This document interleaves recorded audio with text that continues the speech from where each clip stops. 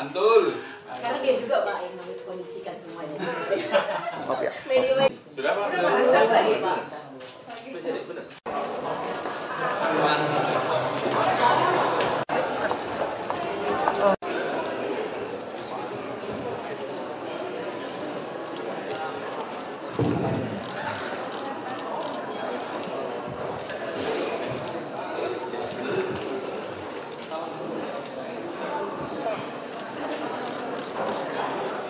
Assalamualaikum. Ya Pak. Salam lagi Pak. Selamat datang.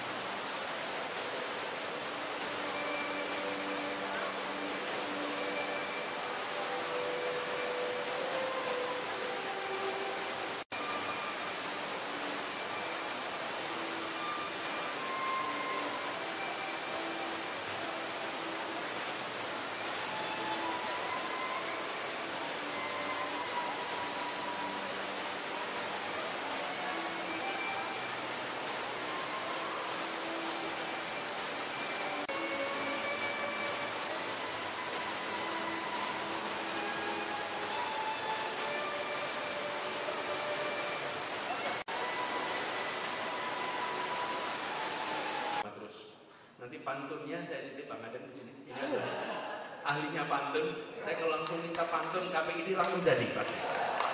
Bang, kasih pantun satu Bang. Ini dia nggak usah dikasih word apa heads up, diminta langsung keluar langsung. Coba lihat. Beribu-ribu si biji gabah, cuma satu si biji duren. Beribu lelaki yang gagah, cuma satu Bang Kawian yang paling keren. Oh, pokoknya kalau pantun belum ada yang lain.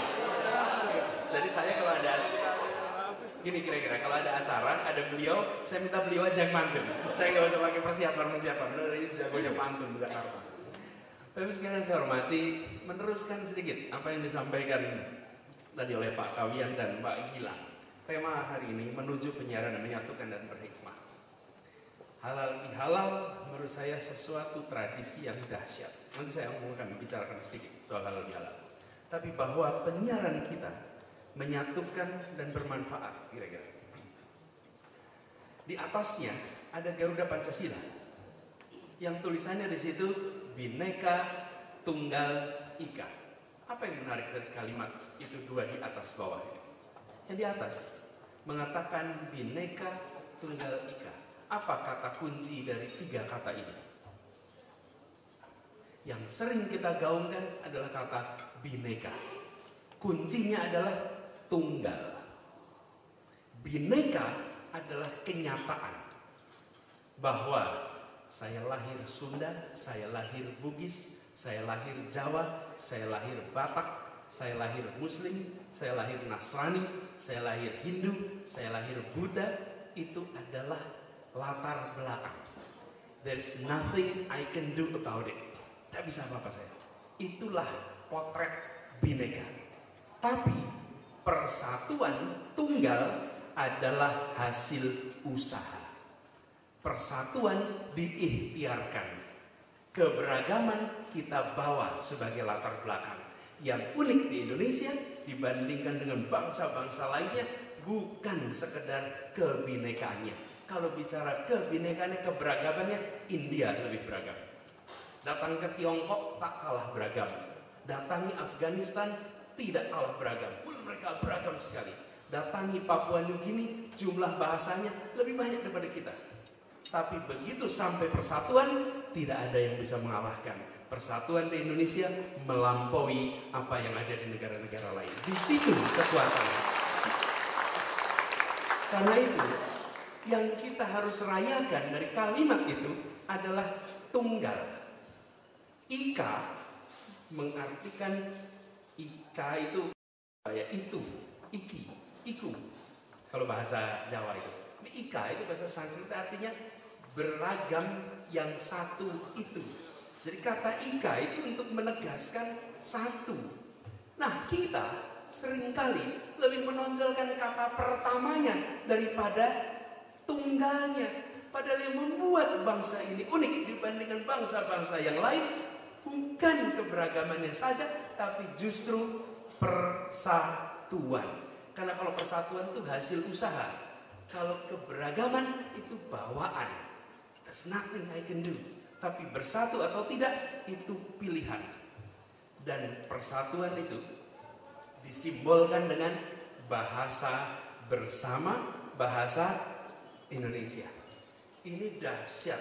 Kalau kita bicara sekarang bahasa Indonesia biasa. Tapi bayangkan tahun 28, 17 tahun sebelum kemerdekaan, kita menyepakati bahasa yang mempersatukan. Coba bayangkan, saya kebetulan tumbuh besar di Jogja. Saya membayangkan Jong Java berangkat ke pertemuan di Jalan Kramat itu, lalu pulang kampung. Ini pulang kampung nih Jong Java, terus ditanya sama tetangga-tangganya, kenapa kau terima bahasa orang seberang itu? Coba, kenapa kau terima bahasa? Kenapa tidak kau usahakan bahasa kita? Kan bahasa Jawa paling banyak jumlahnya, bukan? Kenapa Jong Jawa mau terima? Bayangkan yang Sunda, nomor 2 paling banyak. Kenapa terima bahasa di situ? Hari ini kita mengatakan menerima bahasa Indonesia udah gampang, take it for granted. Ini belum ada negara Indonesia, belum ada kepastian negara akan merdeka. Tapi mereka memutuskan menggunakan sebuah bahasa yang bukan bahasa yang mayoritas, tetapi karena mereka tahu bahasa ini memberikan semangat kesetaraan. Karena itu mereka mengatakan ambil bahasa ini. Dan tentu saja sudah lingua franca. Jadi yang ada dalam pikiran apa? Menyatukan, menyatukan, menyatukan. Bukan justru memecah, menyatukan, menyatukan. Ini melampaui zamannya dan berani sekali. Coba hari ini kalau kita menemukan situasi begitu, pulang kampung rumit kita. Lihat India, sampai dengan hari ini sidang Dewan Perwakilannya bisa 3 bahasa. Bisa bahasa Inggris, bisa bahasa Hindi, dan bisa bahasa daerah. Apa yang terjadi? Kalau wakil dari daerah A, bila dia tidak berbicara menggunakan bahasa daerahnya, dia akan dikatakan kurang representatif. Bila dia tidak menggunakan bahasa lokalnya, sekarang hari ini hilang itu semua. Mempersatukan kita bahasa, we take it for granted. Karena itu, menurut saya, ini kaitannya dengan penyiaran nantinya. Menyatukan itu diikhtiarkan, harus diusahakan, tidak bisa we take it for granted. Persatuan itu dikerjakan. Dan apa kemudian? Komunikasi, komunikasi, komunikasi. Nah, bahasa Indonesia yang menjadi penyatu itu, kalau tidak ada bahasa Indonesia, hari ini acara KPID seorang pidato dan di sini pada menggunakan penterjemah, headset. Uni Eropa, jumlah negaranya 28, bahasa bersamanya apa di sana? Ada yang tahu bahasa resminya Uni Eropa? Ada yang tahu bahasanya apa kira-kira? Inggris. Kira-kira orang Perancis mau nggak? Nggak mau. Oke, bahasa Perancis. Jerman mau nggak? Bahasa resminya 23 bahasa. Makanya saya kalau lagi ke Eropa bicara persatuan, saya selalu bilang, Do you want to learn about unity? Come to my country, Far East of Asia. That's where unity take place. Saya selalu katakan, what you have here is union. That's what you have, union. What we have is union and unity. Yang kita miliki itu bukan hanya perhimpunan, tapi persatuan. Unity, bukan union. Nah, ini teman-teman sekalian, Bapak sekalian saya hormati.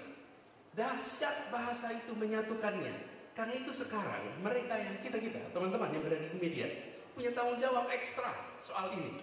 Faktor penyatu, bahasa. Bahasa.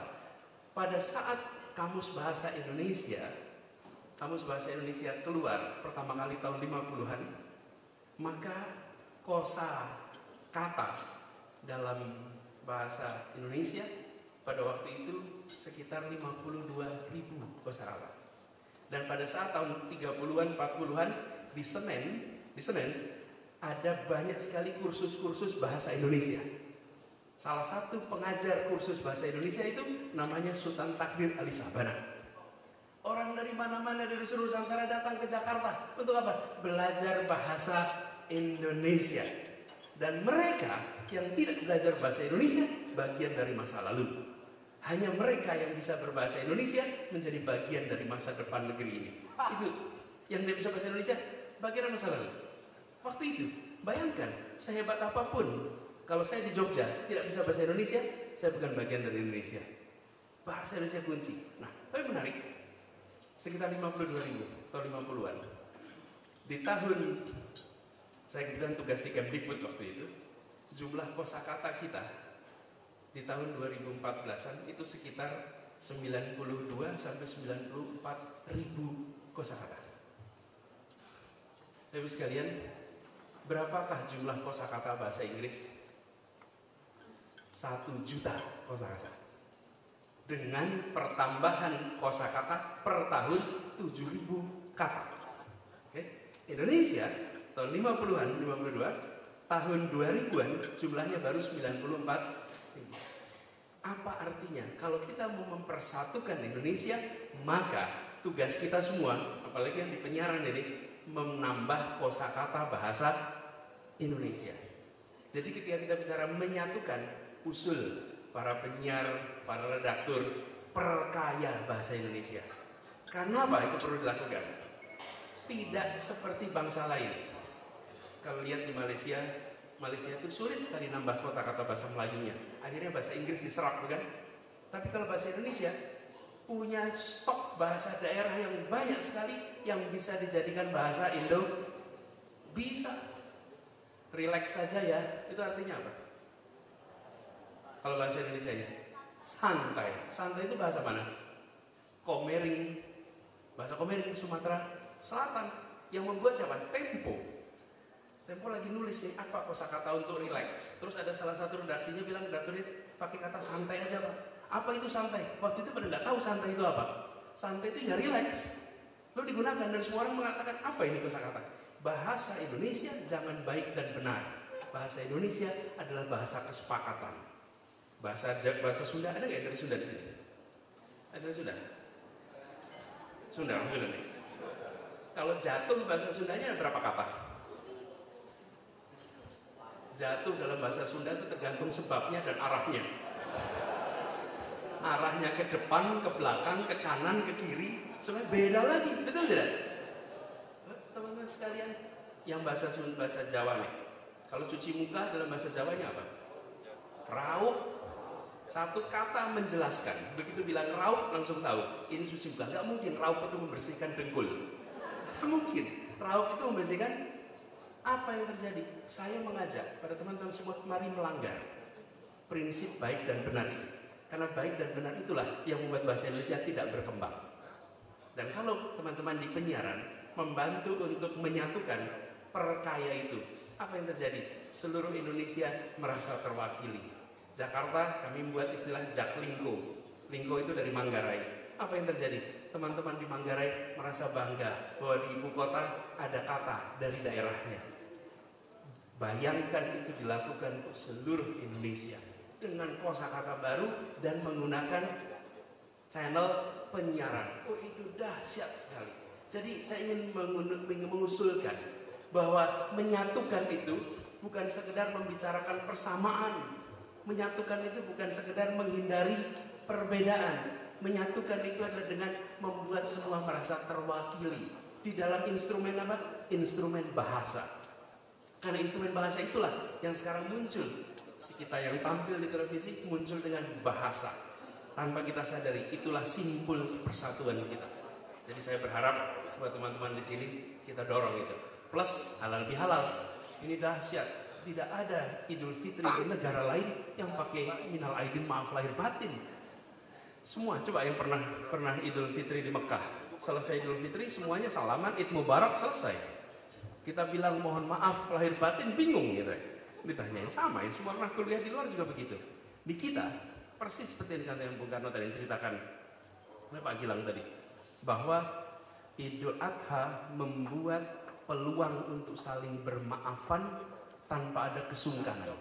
Yang kaku jadi lunak, yang lentur, yang keras jadi lentur, dan ada ruang di mana tidak aneh untuk mengatakan mohon maaf. Bahkan ini siklusnya tahunan. Meskipun jadi masalah juga, kalau punya problem tunggu Idul Fitri, nanti selesaikan pada saat ini.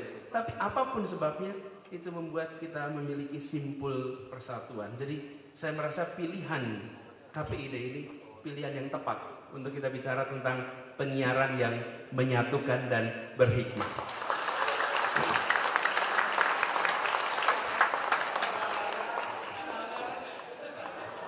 Anggaran aman. Anggaran sih aman. Anggaran aman. Karena itu kita semua nih PR-nya besar nih. Hal yang sangat sederhana kalau kita kontemplatif, maka kita akan bisa melihat betapa ada pikiran besar di balik ini semua. Nah, saya berharap teman-teman penyiaran dengan porsinya masing-masing, saya sangat setuju karena lagi-lagi persatuan itu diikhtiarkan.